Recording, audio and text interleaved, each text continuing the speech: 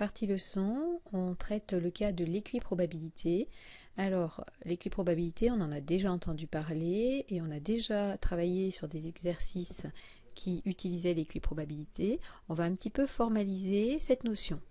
Donc, équi, le préfixe équi signifie même, identique. Donc équiprobabilité, c'est une situation dans laquelle tous les résultats possibles ont la même probabilité. C'est-à-dire quand on fait la liste de tout ce qui peut se produire, l'univers des possibles, chaque issue a la même probabilité, a les mêmes chances de se voir réalisée.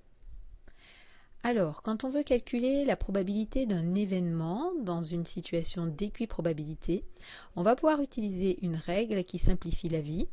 Plutôt que de faire l'inventaire de toutes les issues qui font marcher l'événement et ensuite la somme des probabilités de toutes ces issues, puisque toutes ces issues ont la même probabilité, on peut utiliser la règle suivante qui va nous permettre d'aller plus vite dans les exercices. La probabilité d'un événement, c'est tout simplement, ça s'appelle la règle de Laplace, la loi de Laplace. On va compter combien d'issues font marcher l'événement sur le nombre d'issues total. Donc c'est une règle qui va nous permettre de simplifier nos rédactions et de simplifier nos calculs. Si on a identifié qu'on est dans une situation d'équiprobabilité, il faudra bien s'être questionné et l'avoir identifié. On pourra ensuite, pour nos calculs de probabilité d'événement, dire tout simplement qu'on regarde combien il y a d'issues qui font marcher le critère et qu'on divise par le nombre d'issues totales. On regarde comment ça fonctionne sur un exemple. Un sac contient 7 jetons numérotés de 1 à 7, 3 premiers qui sont bleus, 2 suivants qui sont rouges et les 2 derniers qui sont verts. On sort un jeton du sac et on l'observe. Donnez la loi de probabilité associée à cette expérience. Donc déjà, il faut observer l'univers des possibles. Qu'est-ce qu'on peut avoir comme résultat possible? Alors, les résultats possibles, soit notre premier jeton est bleu 1 ou bien bleu 2, le deuxième, bleu 3, le troisième, les 3 premiers sont bleus.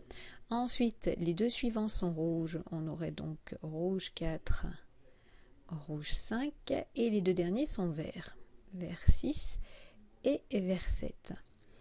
Étant donné qu'on pioche au hasard un jeton dans un sac, on comprend que tous les jetons ont la même chance d'être sortis du sac. On comprend que toutes les issues ont les mêmes chances d'être obtenues. Il y a 7 issues, donc on a une chance sur 7 pour chacun des résultats. On vous dit ensuite que A, c'est l'événement obtenir un jeton rouge, B, un jeton avec un numéro supérieur ou égal à 3. On nous demande de calculer P de A et P de B. Donc on reprécise bien que on est dans une situation d'équiprobabilité. Et donc on va utiliser la règle qu'on a vue précédemment pour trouver la probabilité de A. Dans un exercice, on écrit la formule la première fois qu'on l'utilise et ensuite on peut aller plus vite. La probabilité de A, c'est on regarde le nombre d'issues qui réalise A sur le nombre d'issues total. A, c'est obtenir un jeton rouge. Alors, combien y a-t-il d'issues qui font marcher ce critère? Les jetons rouges, on en a 2. 2 sur les 7 issues au total. C'est notre règle de Laplace.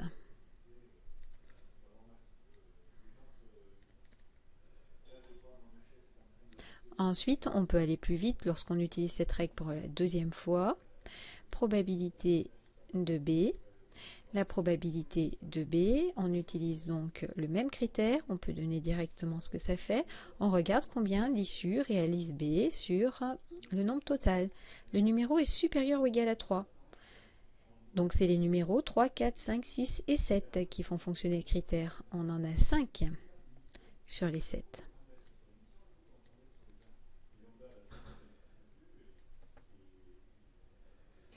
Allez, on va essayer d'utiliser de nouveau cette règle dans les exercices.